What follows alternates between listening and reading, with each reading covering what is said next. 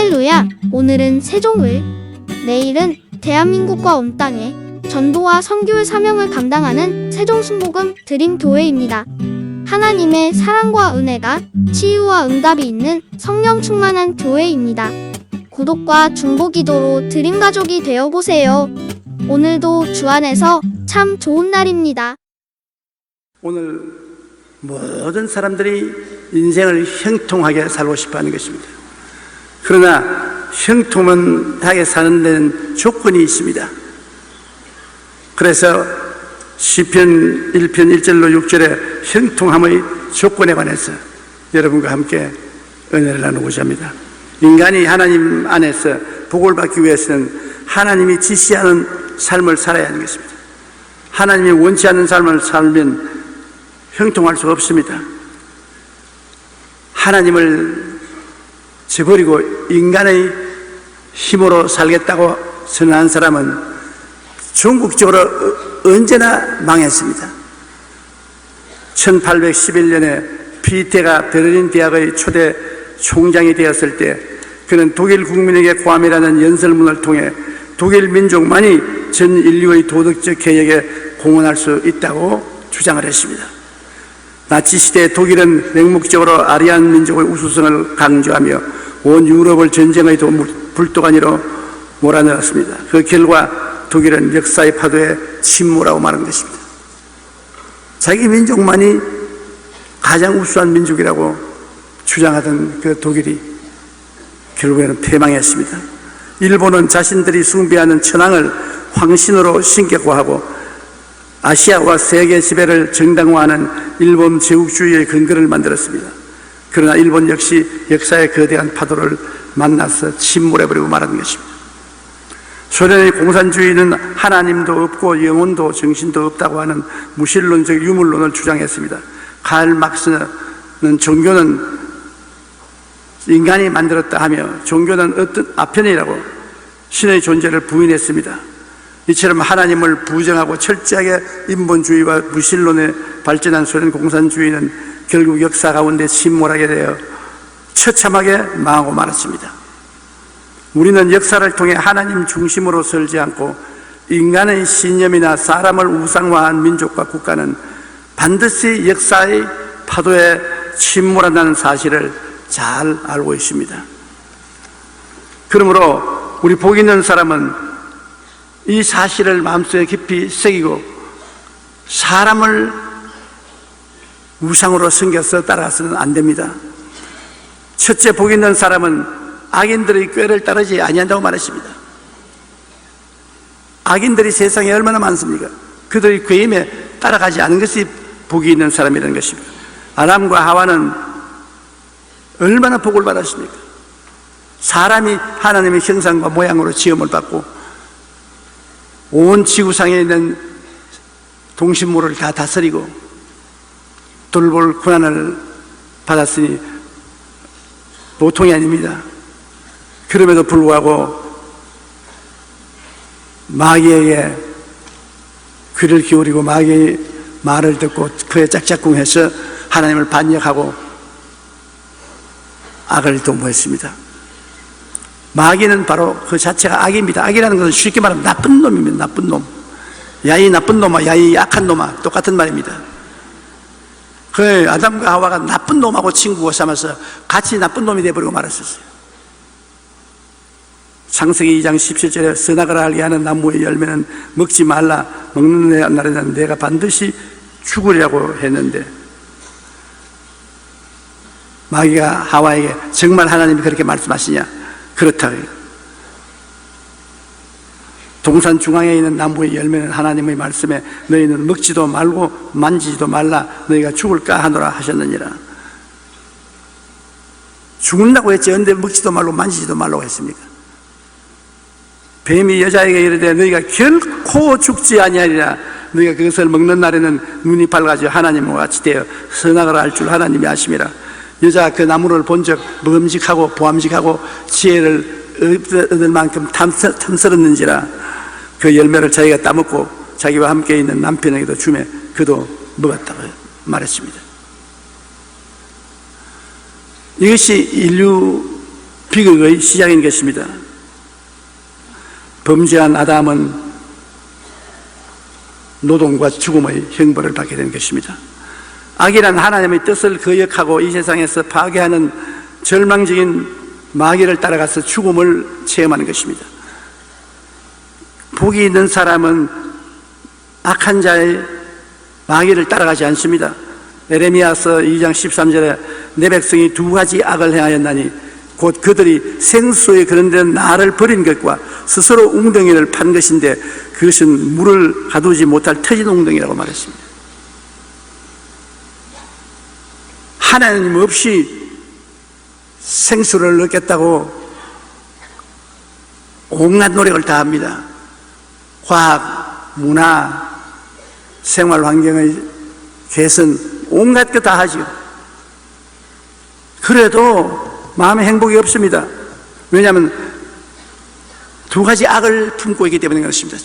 그 중에 한 가지 악이 생수의 근원이 되는 하나님 버린 것과 그 다음 하나님 없이 인본주의로 우물을 팠는데 물을 가두어 놓지 못할 터지는 웅덩이인 것입니다. 야고보서 1장 15절에 욕심이 잉태한 즉 죄를 낳고 죄가 장사한 즉 사망을 낳느니라. 이 세상의 그 무서운 일들은 악이 세상을 지배하고 있다는 증거를 보여주는 것입니다. 우리가 신문의 뉴스, 텔레비, 라디오 뉴스를 들어보면 하루에도 어떻게 어마어마하고 두려운 일들이 생기고 있는지 모릅니다. 그건 왜 그렇습니까? 배후에 악의 세력이 조종을 해서 우리 삶을 선하게 만들지 않고 나쁘게 만드는 것입니다. 마귀는 나쁜 마귀, 하나님은 좋은 하나님인 것입니다. 좋은 하나님은 예수 그리스도를 통해서 우리에게 좋은 삶을 주기를 원하고, 나쁜 마귀는 불순종하는 사람들을 통해서 우리의 삶에 나쁜 것을 가져오는 것입니다. 요한일서 5장 19절에 온 세상은 악한 자 안에 처한 것이다. 요한복음 10장 10절에 도적이 오는 것은 도적질하고 죽이고 멸망시키는 것뿐이다. 그 마귀는 귀에 달콤한 소리를 하는 것 같아도 결국 따라가면 우리 삶을 도둑질하는 것입니다. 악한 마음이 있지 않습니까? 마태복음 15장 19절에 마음에서 나오는 것은 악한 생각과 살인과 간음과 음란과 도둑질과 거짓 증언과 비방이라. 악한 마음에 속에서 악한 말이 나옵니다. 선한 마음에는 선한 말이 나오고, 그 사람 굉장히 선한 사람이, 착한 사람이다. 왜? 같이 이야기해 보니까 굉장히 말이 선하다, 곱다, 아름답다, 좋다, 선한 사람이다. 그 사람 악한 사람이야. 말이 거칠고 싸나와 아주 나빠, 흉악한 말을 사용해. 속이 악하기 때문에 그것이 악한 말로 나오는 것입니다. 누가복음 6장 45절에 선한 사람은 마음에 쌓인 선에서 선을 내고 악한 자는 그 쌓은 악에서 악을 내나니 이는 마음에 가득한 것을 입으로 말함이라. 우리는 여러 가지 일을 감추옵니다. 처음 만나서 사람이 어떠한 사람인지 모릅니다. 그러나 좀 같이 지나면서 생활을 같이 해보면 그 입에서 나오는 말의 열매가, 선한 사람은 좋은 열매를 맺습니다. 그러나 악한 사람은 나쁜 말을 하는 것입니다. 베드로전서 3장 10절로 11절에 그러므로 생명을 사랑하고 좋은 날 보기를 원하는 자는 혀를 금하여 악한 말을 그치며 그 입술로 거짓을 말하지 말고 악에서 떠나 선을 행하고 화평을 구하라. 그것을 따르라고 말하고 있는 것입니다. 초대교회의 교부 크리소스톰은 하나님의 축복을 받은 비결은 바로 말에 있다고 말하는 것입니다. 그 입으로 악한 말을 하지 말고 축복의 말을 하라고 강조했습니다. 말은 우리 눈에 안 보이지만은 나가서 운명과 환경을 변화시키는 굉장한 일을 하는 것입니다. 그 말이 무슨 효과가 있다고 그렇게 말 조심하라. 말은 나가서 그에 해당하는 변화를 가져오기 때문인 것입니다. 미국의 사상가 에머슨은 천사의 말을 하면 천사가 찾아오지만 악마의 말을 하면 악마가 찾아온다고 말하는 것입니다. 천사 같은 말을 하면 그 말이 나가서 환경을 천사처럼 만들어요. 그런 악한 말을 하면 루시퍼 같이 악한 환경을 만들어요. 미국의 성공학자 데일 카네기는 그 사람이 성공할 사람인지 실패한 사람인지는 그 사람이 말하는 것을 들어보면 알 수 있다고 말하는 것입니다. 성공한 사람은 언제나 긍정적이고 적극적이고 창조적이고 희망적인 말을 합니다. 그러나 실패하는 사람은 언제나 패배하고 좌절하고 절망하고 망하는 이야기를 하는 것입니다. 쉬지 않고 늘 원망불평 탄식을 말하는 것입니다. 복 있는 사람은 먼저 그 마음에 하나님의 뜻을 따르기 때문에 늘 축복의 말, 긍정적이고 희망찬 말을 합니다. 그러나 악인은 그 마음이 악한 생각들로 가득하여서 악한 말과 악한 행위가 따르게 되는 것입니다. 그러므로 우리는 우리 말과 행위에 굉장히 조심해야 됩니다. 에베소 5장 5절로 9절에 너희도 정녕 이것을 알거니와 음행하는 자나 더러운 자나 탐하는 자나 우상숭배자는 다 그리스도와 하나님의 나라에서 기업을 얻지 못하리니 누구든지 헛된 말로 너희를 속이지 못하게 하라. 이로 말미암아 하나님의 진노가 불순종의 아들들에게 임하나니 그러므로 그들과 함께 하는 자가 되지 말라. 너희가 전에는 어두움이더니 이제는 주 안에서 빛이라. 빛의 자녀들처럼 행하라. 빛의 열매는 모든 착함과 의로움과 진실함에 있나니라고 말한 것입니다. 그러므로 복이 있는 사람은 악한 자들의 꾀를 쫓지 않습니다. 악한 자들이 온갖 꾀를 내어서 환경을 도적질하고 죽이고 멸망시켜야 해도 복 있는 사람은 그 말을 들어보고 그 사람의 행동의 열매를 보고 그 생활을 보고 악한 자를 따라가지 않습니다. 누구도 분별하지 않고 그냥 막 따라 나섰다가는 큰일 나는 것입니다. 그러므로 나쁜 악한 사람을 따라가지 말고 친구로 삼지 말고 좋고 착한 성도와 가까이 지내고 친구로 지내면 복이 따르는 것입니다. 복이 있는 사람은 둘째로 죄인의 길에 서지 아니합니다. 죄라는 것은 율법이 주어졌는데 그것을 어길 때 죄가 되는 것입니다. 죄는 율법이 있어야 나타나는 것입니다. 로마서 5장 10절에 죄가 율법이 있기 전에는 세상에 있었으나 율법이 없었을 때는 죄를 죄로 여기지 아니하느니라. 율법이 없는데 무슨 죄를 지었습니까? 그러나 율법이 들어오면 그것을 어기면 죄가 되는 것입니다. 죄인의 길에 선다는 것은 한 가지 죄를 자꾸 계속해서 짓는 것을 말하는 것입니다. 겨울철에 보리밭이나 밀밭을 가로질러 길을 만드는 사람들이 많습니다. 우리가 학교 다닐 때 둘러가기 싫으니까 보리밭이나 밀밭을 가로질러서 자꾸 하니까 사람들이 지나간 보리밭은 보리나 밀이 다 죽어서 길이 나돼 있습니다. 그 보리밭 주인이 몽둥이를 들고 구석에 기다렸다가 우리가 보리밭을 지나가면 일어나 너무 자식들 너희들 때문에 보리농사 다 버렸다고 따라오고 달아났던 기억이 납니다. 우리의 죄도 그와 같습니다. 죄를 안 짓는 사람은 없지만은 죄는 지었으면 빨리 회개해야 돼요. 그 죄를 반복해서 계속하면 길이 돼버리고 마는 것입니다. 반질반질해지는 것입니다. 그러므로 죄인의 길에서 보혈의 능력으로 단호히 자유를 얻어야 되는 것입니다.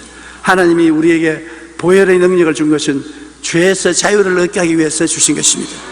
그러므로 죄를 지으면 즉시로 예수 그리스도의 보혈로 씻어달라고 기도해야 되는 것입니다. 우리가 그 많은 죄를 지었는데도 불구하고 우리 하나님이 예수님을 보내셔서 우리의 죄를 다 대신 짊어지고 영원히 청산해버린 것입니다. 여러분과 난 과거의 죄, 지금의 죄, 장차 지을 죄까지 예수님이 다 청산해버리고 말한 것입니다. 죄의 값은 사망인데 우리는 오늘날 죄 때문에 지옥 가는 것이 아니라 믿지 않기 때문에 지옥 가는 것입니다. 하나님의 은혜를 받아들이지 않기 때문인 것입니다. 요한 1장 7절로 9절에 그가 빛 가운데 계신 것 같이 우리도 빛 가운데 행하면 우리가 서로 사귐이 있고 그 아들 예수의 피가 우리를 모든 죄에서 깨끗하게 하실 것이요 만일 우리가 우리 죄를 자백하면 그는 미쁘시고 이로우사 우리 죄를 사하시며 모든 불의에서 깨끗하게 해주신다고 말씀하고 있는 것입니다. 우리가 죄인의 길에 서지 않으려면 주님이 주신 십계명을 늘 마음속에 비춰봐야 되는 것입니다. 얼굴을 깨끗이 하고 머리를 깨끗이 해서 사람들 앞에 서려면 늘 거울을 쳐다봐야 되는 것입니다. 그와 같이 우리 죄에서 해방되려면 십계명을 알아야 뭐가 죄인 줄 알기 때문에 십계명을 적어서 벽에 붙여놓든지 수첩에 넣어놓든지 해서 매일같이 봐야 되는 것입니다. 나의 위에 다른 신들을 내게 두지 말라. 너를 위하여 우상을 만들지 말라. 야훼의 이름을 망령되게 부르지 말라. 안식일을 기억하여 거룩하게 지켜라. 내 부모를 공경하라. 살인하지 말라. 간음하지 말라. 도적질하지 말라. 내 이웃에 대하여 거짓 증거하지 말라. 내 이웃을 탐하지 말라. 알아야 내가 그것을 안 하지요. 모르면 하게 된다고요. 그래서 늘 십계명을 내 주위에 두고 쳐다보고 그를 행하면 죄에서 승리하는 삶을 살 수 있는 것입니다. 그러면 하나님이 가차히 계실 수 있기 때문에 하나님의 은총을 우리가 누릴 수가 있는 것입니다. 미국 연방수사국 FBI에서 가장 잔혹한 유아 살해범들을 조사했더니 공통점이 발견되었습니다. 이들은 교회에 가본 적이 없고 폭력적인 TV나 게임에 빠져 있었습니다. 12년간 은행 강도들의 고통 중도 교회에 가본 적이 없고 도박과 마약에 빠져 있었다는 것입니다. 미국의 범죄심리학자는 각종 범죄자들을 대상으로 심리조사를 한 결과 범죄자의 90%가 마음의 강팍한 사람이다. 마음이 아주 강팍해요. 그들의 마음은 굳어지고 병들어서 다른 사람에게 마음을 열지 않아 대화조차 하지 못했다고 말한 것입니다. 그러다가 보니 점점 더 마음이 사납고 강팍해져서 다른 사람들에게 해를 끼치고 폭력을 사용하며 살해까지 하게 된 것입니다. 우리가 하나님을 믿지 않으면 죄의 유혹을 더욱 빨리 받게 됩니다. 죄인의 길에 선다는 말은 죄를 따르는 것이 상습이 되어서 더 이상 양심의 가책도 없이 더욱 잔인하게 되는 것을 말하는 것입니다. 우리는 율법 아래 죄인임을 알고 마음으로 은혜를 구해야 하는 것입니다. 그럴 때 우리는 양심적이고 도덕적인 삶을 추구하며 죄인의 길에 서지 아니하고 하나님의 축복을 받게 되는 것입니다. 죄인의 길에 서서 축복받을 리가 없는 것입니다. 조선 왕조 시대에 충신 중에 이덕무라는 대신이 있었습니다. 그는 왕족의 서자 출신이었지만 시를 많이 쓰고 문장에 뛰어난 정조 대왕 때 규장각을 운영하는 관리로 등용된 것입니다. 그는 자기가 하지 못하는 4가지 것이 있다고 늘 얘기했습니다. 바둑과 장기를 뜰 줄 못한다. 소설을 볼 줄 모른다. 여색에 말할 줄 모른다. 담배를 피울 줄 모른다. 그렇게 말을 했습니다. 그러면서 이 4가지는 비록 죽을 때까지 못하더라도 내게 손에 들 것 하나도 없다. 나는 아이들에게도 이 4가지는 하지 말라고 가르치겠다고 말하는 것입니다. 그래서 그는 아주 훌륭한 대신이 되지 않습니까? 미국 초대 대통령 조지 워싱턴은 당신의 가슴 속에 있는 정직한 양심의 불꽃이 꺼지지 않도록 힘써 노력하라고 늘 강조했습니다. 우리의 가슴 속에는 정직한 양심의 불꽃이 다 있습니다.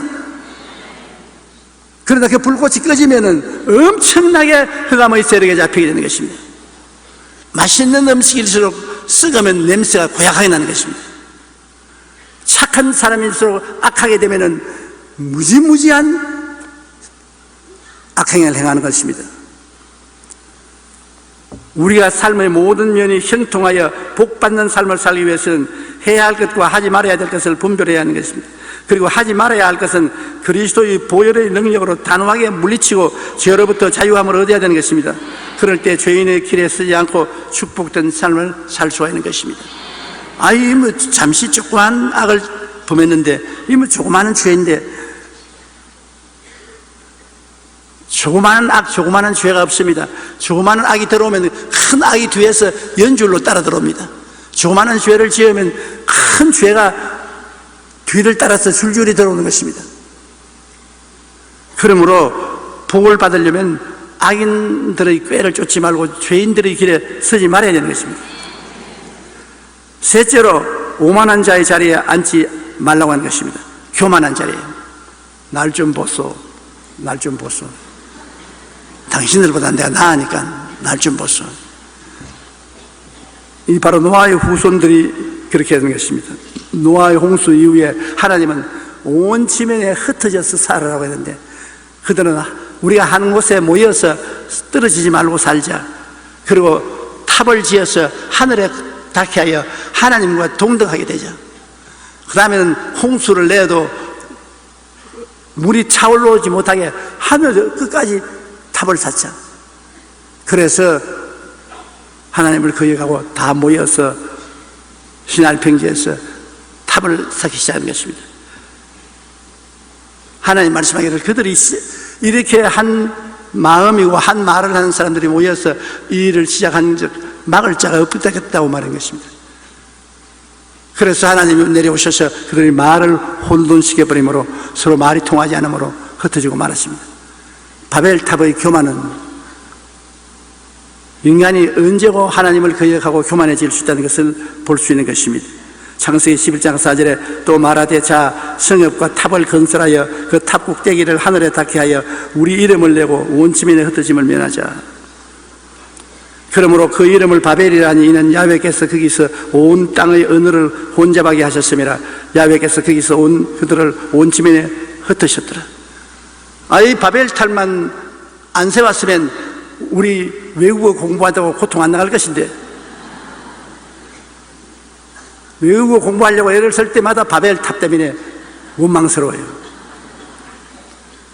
외국어 공부가 여러분 쉽지 않습니다. 저는 영어도 공부했고 불어도 공부했고 독일어도 공부했고 일본어도 공부했습니다. 그런데 나중에는 이게 저게 갖고 아유 혼돈이 되고 바벨탑만 요구하게 돼요. 정말 교만은 패망의 선봉이요 거만한 마음은 넘어짐의 앞잡이인 것입니다. 교만하면 패망하고 거만하면 자빠지는 것입니다. 옛날에 이스라엘의 대제사장이나 바리새인이나 사두개인은 자기를 과대평가했습니다. 굉장한 지위를 가진 줄 알고 의시되고 사람들을 무시하고 예수님을 잡아 죽인 당사자들이 되는 것입니다. 마태복음 23장 5절로 8절에 그들의 모든 행위를 사람들에게 보이고자 하나니 곧 그 경문을 띠를 넓게 하여 옷수를 길게 하고 잔치의 윗자리와 회당의 높은 자리와 시장에서 문안받는 것과 사람들에게 랍비라 칭함을 받는 것을 좋아하느니라. 그러나 너희는 랍비라 칭함을 받지 말라. 너희는 선생이 아니요 너희 선생은 하나요 너희는 다 형제니라. 우리의 선생은 하나 예수님밖에 안 계십니다. 그러면 다 형제입니다. 또한 지도자라 칭함을 받지 말라. 너희는 지도자는 한 분이시니 곧 그리스도시니라. 너희 중에 큰 자는 너희를 섬기는 자가 되어야 하리라. 이사야 13장 11절에 내가 세상의 악과 악인의 죄를 병하며 교만한 자의 오만을 끊으며 강포한 자의 거만을 낮출 것이라. 베드로전서 5장 5절 6절에 하나님은 교만한 자를 대적하시되 겸손한 자들에게 은혜를 주시느니라. 그러므로 하나님의 능하신 손 아래서 겸손하라. 때가 되면 너희를 높이시리라. 하나님은 교만한 자를 사용하지 않습니다. 어느 누구를 쓰려고 하더라도 교만을 깨뜨리고 난 다음에야 그 사람을 씁니다. 그렇기 때문에 구약에도 보면 하나님이 사용한 사람들이 고난을 많이 겪었습니다. 요나도 물고기 뱃속에 들어가서 죽을 고비를 겪었습니다. 그걸 통해서 교만이 깨는 것입니다. 모세도 광야에서 40년 동안 방황하며 목동으로서 그 교만이 다 깨어졌습니다. 천부의 여지없어 손들고 옵니다. 교만이 깨어지고 손들고 오는 사람을 주님이 사용하시는 것입니다. 하나님은 교만을 굉장히 미워하시는 것입니다. 나폴레옹이 러시아를 정복하기로 계획했을 때 충성스러운 장군이 그를 찾아와 이렇게 말했습니다. 각하 부탁드립니다. 이번 러시아 원정을 취소하시옵소서. 각하께서는 지금까지 수많은 나라를 정복하셨습니다. 그것만으로 충분하지 않습니까? 러시아 정복을 그만하소서. 나폴레옹은 그의 충고를 듣지 않았습니다. 장군은 마지막으로 한 번 더 간청하면서 아무리 사람이 이 일을 계획해도 그 일을 성취시키는 분은 하나님이 하십니다. 그러므로 이번엔 러시아 원정은 하나님 뜻이 아닙니다. 취소하십시오. 이 말을 들은 나폴레옹은 크게 화를 내면서 이렇게 소리를 질렀습니다. 내가 모든 일을 계획하고 성취한다. 무슨 하나님이 일을 계획하고 성취해? 그리고 오만하게 러시아 원정을 출발했습니다. 그러나 그 결국 러시아 원정에서 실패하고 패망하여 나폴레옹은 망하고 마는 것입니다. 잠언서 16장 18절에 교만은 패망의 선봉이요 교만한 마음은 넘어짐의 앞잡이라고 말하는 것입니다. 마귀는 사람을 교만하게 만들어서 자기 자신을 과대평가하게 하고 하나님과 동등하다고 믿게 하여 결국 패망의 길로 인도하는 것입니다. 우리가 하나님 앞에 복을 받고 형통한 삶을 살기 위해서는 늘 낮아지고 겸비한 마음을 가져야 합니다. 결코 오만한 자들의 자리에 함께 앉아서는 안 되는 것입니다. 내가 복을 받고 높아질수록 낮아져야 되는 것입니다.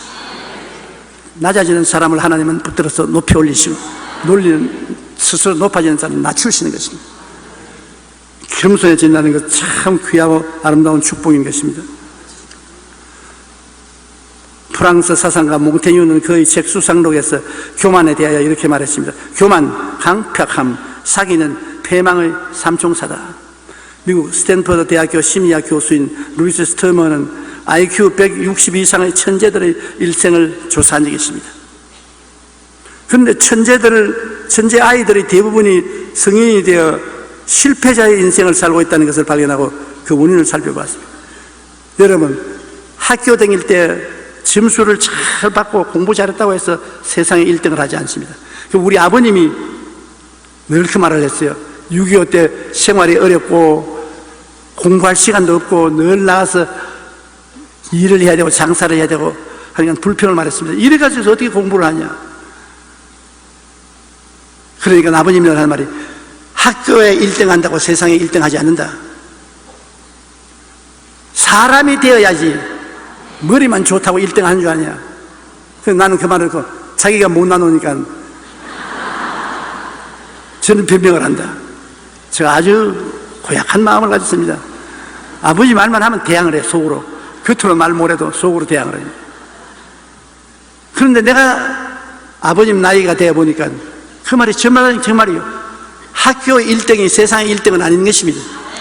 가만히 보면 세상에서 중간지음 하는 사람들이 다 지도자가 되었지 1등 하는 사람은 바람과 함께 사라졌어요. 물론 자식들이 1등을 하고 하면 좋지요. 그러나 1등도 예수님 믿고 하나님 앞에 무릎을 꿇고 1등을 해야지 하나님 앞에 겸비하지 않고 스스로 1등 한다고 머리를 흔들면 패망하는 것입니다. 첫째, 내가 최고라는 교만한 마음이 있습니다. 1등을 한 사람은 나는 최고다 이런 교만은 이고, 둘째, 교만으로 마음이 강팍해져서 다른 사람의 말을 듣지 않습니다. 다른 사람이 충고를 안 들어요.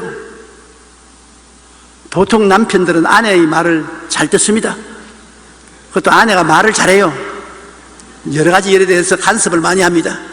어떤 때는 마음이 화가 나고 고약해도 잘못하면 밥 못 얻어먹을까 싶어서 말 안 합니다. 고개 끄덕끄덕 하는 것은 꼭 동의하면서 끄덕끄덕 하는 건 아닙니다. 속으로 반대해도 평안하려고 그렇게 하는 것입니다.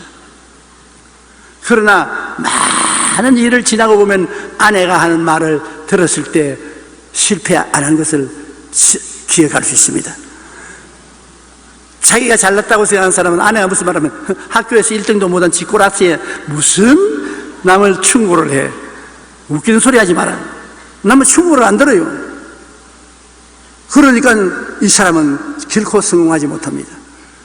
이 세상의 일이라는 것이 많은 사람이 서로 지혜를 합쳐서 서로 충고하고 충고를 받고 해서 성공하는 것입니다. 훌륭한 정치가, 훌륭한 대통령도 나라를 잘 다스리려면 밑에 부리는 신하들의 말을 잘 들어야 돼요. 자기만 지혜하지 말고 다 말을 듣고 그 다음엔 종합해서 결정을 내려야 되는 것입니다. 셋째로, 고집불통에 대해 무모하게 행동하다가 결국 실패하는 것입니다. 저희가 천재니까 고집불통입니다. 천재는 되게 고집불통입니다. 내가 어떤 사람이다. 내가 학생 시절에 어떻게 했는데. 그러면 삭수가 놀았습니다. 그러므로 교만은 패망의 선봉이요 거만한 마음은 넘어지면 앞잡이가 되는 것입니다. 아무리 머리가 뛰어나고 재능이 좋아도 그 모든 것을 주신 하나님을 의지하고 교만하면 실패합니다. 교만하고 오만을 저버리고 하나님 앞에 낮아져야 되는 것입니다. 하나님 앞에 무릎을 꿇어야 하나님이 축복해 줄 수가 있는 것입니다. 미국의 콜롬비아 대학의 역사 교수인 찰스 비어더 박사는 한평생 역사와 정치학을 연구했습니다. 한 기자가 그에게 이런 질문을 했습니다. 박사님은 한평생 역사 연구를 하신데 거기서 얻은 결론이 뭡니까? 인간 세상이 얻었다고 생각합니까? 찰스 비어더 박사는 이렇게 대답했습니다. 개인이나 국가나 욕망과 교만이 날뛰면 결국 멸망한다는 사실이 내가 역사의 교훈에서 배웠습니다. 두려운 말입니다. 한 개인이나 국가가 전부 탐욕을 가지고 날뛰면 부정을 하지 않습니까? 그리고 교만해야 날뛰고면 분쟁을 하지 않습니까? 우리 보고 하는 말 같아요.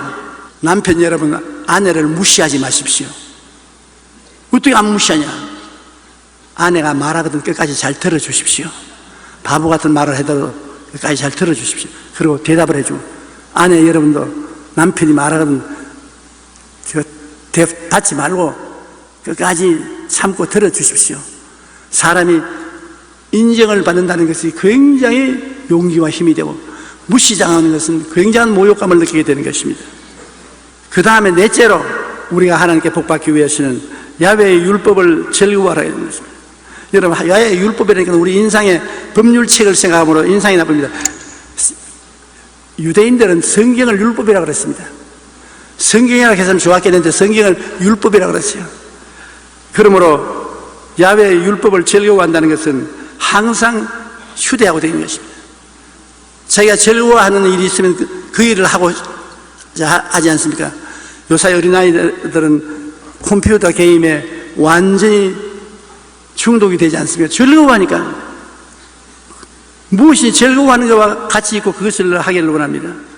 그러면 우리 예수 믿고 성공하는 사람은 이 말씀을 늘 휴대하고 말씀과 같이 해야 되는 것입니다. 신명기 17장 19절에 보면 평생에 자기 옆에 두고 읽어 그의 하나님 야훼를 경외하기를 배우며 이 율법의 모든 말과 이 규례를 지켜 행할 것이라. 평생에 내 곁에 두고 읽고 묵상하고 그 기록한 대로 행하려고 노력을 하는 것입니다. 시편 119편 105절에 주의 말씀은 내 발의 등이요 내 길의 빛이다. 그러면 말씀이 우리에게 주는 지혜와 총명과 모략과 재능이 우리의 등이 되고 빛이 되고 우리를 성공시켜 주는 것입니다. 항상 휴대해야 되는 것입니다. 찰스 1세의 폭정으로 고통받고 있던 영국을 구원한 크롬웰은 언제나 하나님의 편에서 일하는 사람이 되어라고 기도하는 일과 성경 읽는 것을 게을리해서는 안 된다고 말하는 어머니의 가르침을 잊지 말았습니다. 어머니가 자기 아들인 크롬웰에게 기도하고 성경 읽는 것을 등한하지 마라. 어디 가든지 성경책은 포켓에 넣어 댕겨라. 그래서 전쟁터에 나갈 때도 늘 기도하고 조그마한 포켓 성경을 포켓에 넣어서 나갔습니다. 그런데 어느 날 그는 가슴에 총탄을 맞고 말에서 떨어졌습니다. 한참 전쟁이 불붙는데 총탄이 맞아 떨어집니다. 그 보좌관을 보고 이제 나 죽네. 잘 있게. 그런데 안 죽어요. 가슴에 피가 솟구쳐 오를 줄 알았는데 피가 솟구쳐 안 오르요. 그래서 이상하다고 가슴에 손을 넣어보니까 총탄이 성경에 맞아가지고 있어. 성경이 반 뚫어지고 총탄을 막아버렸어요. 성경 덕분에 살았어요. 이건 실제로 일어난 일이겠지만 영적으로도 말씀이 우리에게 총탄을 막아주는 방패가 되는 것입니다. 말씀과 함께 의지하는 그런 마침내 전쟁을 승리로 이끌고 나라를 오늘날까지 영국인의 존경을 받는 나라로 공화국으로 만들었던 것입니다.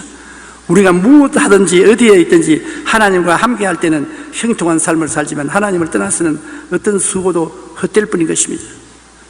그러므로 말씀을 늘 같이 하라는 것입니다.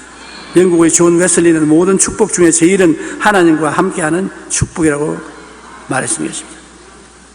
하나님이 같이 계시는 것이 제일 큰 축복이죠. 하나님이 함께 계시면 하나님이 가만 계시는 하나님입니다. 하나님은 좋은 하나님인 것입니다. 그냥 들어와 오시면 자꾸 좋은 일을 하지 가만히 있지 못합니다. 하나님은 항상 좋은 일을 자꾸 해요. 하나님과 같이 있는 것이 제일 큰 축복이죠. 그러므로 말씀을 밤낮 읽고 묵상하는 것, 내가 말씀을 꼬지꼬지 묵상해서 생각해 보는 것 얼마나 좋습니까? 여호수아 1장 8절에 이 율법책을 내 입에서 떠나지 말게 하여 주야로 그것을 묵상하여 그 안에 기록된 대로 다 지켜 행하라. 그리하면 내 길이 평탄하게 될 것이며 내가 형통하리라. 하나님 말씀과 형통은 같이 따릅니다. 하나님 말씀이고 우리 삶의 형통은 형통이고 삶하고 관계가 없다고 생각하면 큰일인 것입니다. 요한계시록 1장 3절에 이 예언의 말씀을 읽는 자와 듣는 자와 그 가운데 기록한 것을 지키는 자는 복이 있다. 하나님 말씀에는 복이 함께 따르고 형통이 함께 따릅니다. 위계한 나라, 발전하지 못한 나라가 빨리 개명해지고 발전하려면 하나님의 말씀을 받아들여야 되는 것입니다. 그게 제일 속결입니다. 교회를 세우고 하나님 말씀을 가르치고 말씀으로 따라서 살면은 신속하게 성장하고 발전하는 것입니다. 미국의 대통령이었던 아브라함 링컨은 어린 시절 추억 중에 가장 인상에 남는 것은 어머니 무릎에 앉아서 성경 말씀을 들었던 것이라고 말했습니다. 특히 귀가 닳도록 십계명을 되풀이하여 들려주는 것을 잊을 수가 없었다고 했는 것입니다. 그가 공직에 있을 때 뇌물의 유혹을 많이 받곤 했는데 그때마다 거절하면서 그는 이렇게 말했습니다. 도둑질하지 말라. 주의 하나님의 말씀이니라. 링컨의 방에는 깃발 하나가 걸려 있었는데 거기에는 마음을 강하게 하고 담대히 하라. 두려워 말며 놀라지 말라. 내가 어디로 가든지 내 하나님 야훼께서 너와 함께 하시느니라. 대통령으로 직무를 다하다가 힘이 들 때마다 이 말씀을 보고 큰 힘과 용기를 얻었다고 말하는 것입니다. 우리가 범사에 형통한 삶을 살기 위해서는 무엇보다도 늘 말씀 가운데 서야 하는 것입니다. 말씀이 바로 형통인 것입니다. 인류 역사상 전성기를 누렸던 나라와 민족을 보면 그들은 철저히 하나님을 중심으로 했을 때 놀라운 축복을 받고 영향력을 발휘했던 것을 알 수 있습니다. 독일은 마르틴 루터가 종교개혁을 일으킨 후 말씀 중심으로 살면서 엄청나게 번창하고 세계에 영향력을 미치는 나라가 되었습니다. 그러나 그 후 독일 민족을 우상화하고 하나님 중심의 삶을 저버린 비테 같은 사람의 가르침을 받은 독일 국민은 하나님 중심으로 사는 삶을 저버리고 파멸하고 마는 것입니다. 스위스는 작은 산악국가에 불과했지만 칼빈에 의해 개신교가 뿌리를 내린 후에 잘 사는 나라가 되어 오늘날 세계가 부러워하는 나라가 되어 있습니다. 저는 스위스에 가서 제일 놀란 것은 평지가 없어요. 전부 산이에요. 그곳에 들어가서 잘 살 수가 없어요. 완전히 산악지대인 것입니다. 그런데도 세계 1등 국가로 사는 것입니다. 칼빈이 바로 스위스 사람인 것입니다. 기독교 개혁운동을 일으켰고 온 국민 전체가 주님을 잘 믿는 나라가 되자 그렇게 축복을 받는 것입니다. 덴마크도 마찬가지입니다. 덴마크는 오스트리아와 트루시아의 전쟁에서 참패하여 기름진 땅을 빼앗겨 처참한 처지에 있게 되는 것입니다. 그때 절망하고 허덕이는 국민들을 향해서 그룬뚜비 목사가 일어나서 사명운동을 하기 시작했습니다. 하나님을 사랑하자, 이웃을 사랑하자, 자연을 사랑하자. 그룬뚜비의 사명운동을 통해서 온 덴마크의 학교에 말씀을 가르치고 하나님을 섬기는 것을 가르치겠습니다. 그 결과 100년이 못 되어 덴마크는 이 세상에서 가장 우수한 농업국가가 되고 가장 잘 사는 나라 중에 하나가 되는 것입니다. 해가 지지 않는 나라로 전 세계 장악하던 시절에 영국은 말씀으로 나라를 통치하던 빅토리아 여왕 시대였습니다. 여왕은 늘 성경을 옆에 두고 생활하며 성경을 읽고 묵상하고 하나님을 찬양했습니다. 그 결로 조그마한 영국이 식민지를 가지고 있는 나라가 되어서 영국의 땅에는 해가 지지 않는다고 말하는 것입니다.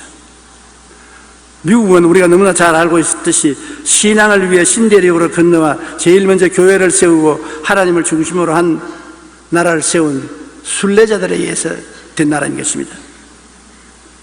그리고 온 세계에 복음을 나누고 선교사를 파송했습니다. 오늘날 미국은 세계 역사상 가장 강력한 나라로 성장했습니다. 사람들이 말하기를 얼마 있지 않냐면 중국이 미국의 경제를 앞질 것이라고 그 인간적으로 계산해서 그렇게 말하는 것입니다. 중국이 미국처럼 교회를 마음대로 세우는 것을 허락해주고 선교사가 마음대로 갔다 왔다 할 수 있는 나라로 만들어주면 그렇게 될 수 있는 것입니다. 지금도 엄청난 핍박을 가하고 있는 중국 정부, 그 정부 하에서 절대로 미국을 이기지 못합니다. 미국도 많이 타락했고 이방신이 많이 들어왔지만 그래도 미국은 하나님을 중심으로 섬깁니다. 오늘날 또 1년에 한 번씩 대통령이 기도의 날을 정해서 온 국민에게 선포하고 온 국민이 기도합니다. 바로 5월 기도의 날에 미 8군 사령부에는 기도의 날 설교자로 제가 가서 설교하게 되어 있는 것입니다.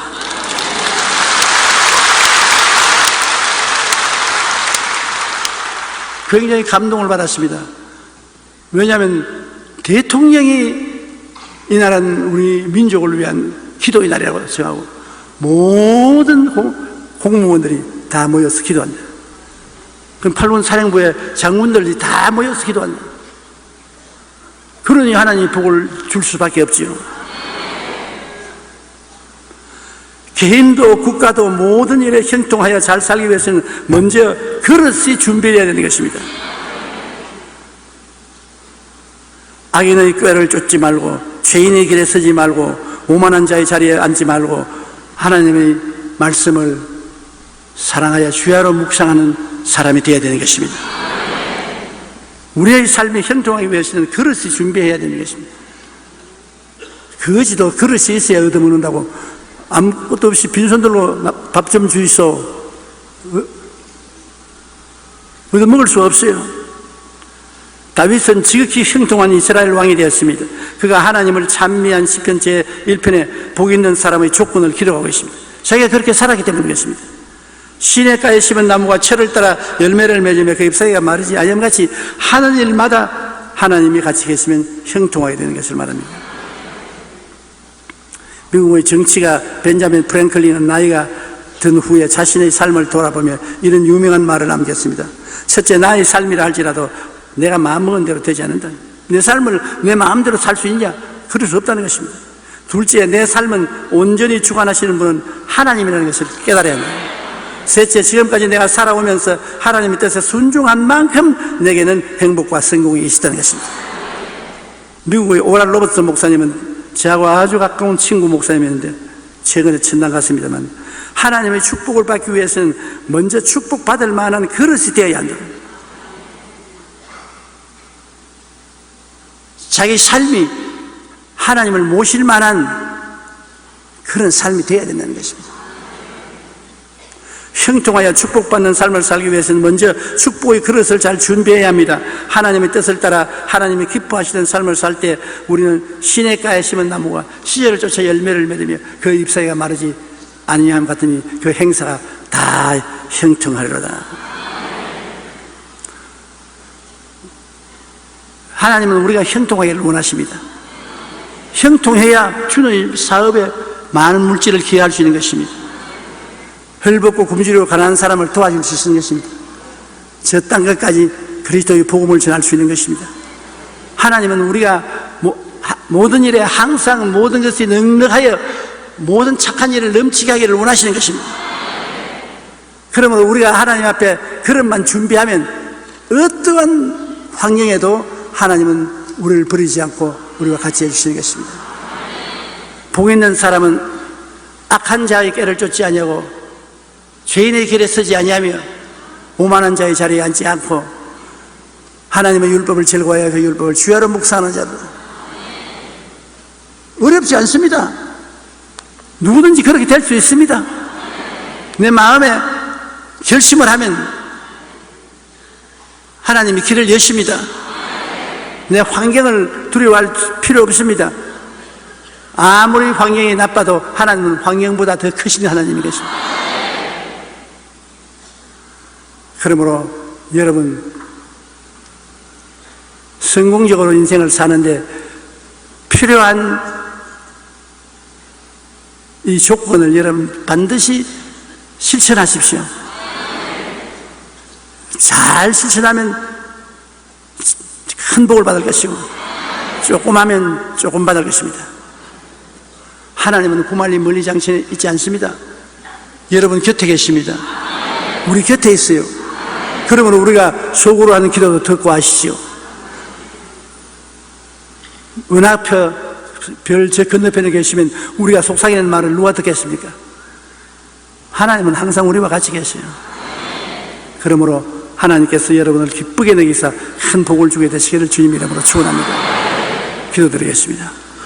살아계신 아버지 하나님, 우리가 이 땅에서 형통하게 살 수 있는 길을 하나님은 이미 우리에게 주신 것을 감사합니다.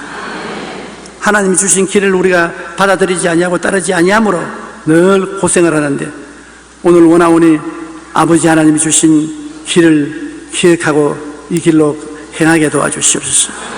그리고 강하고 담대한 기도와 믿음을 갖게 도와주시옵소서. 예수님 이름으로 기도드립니다.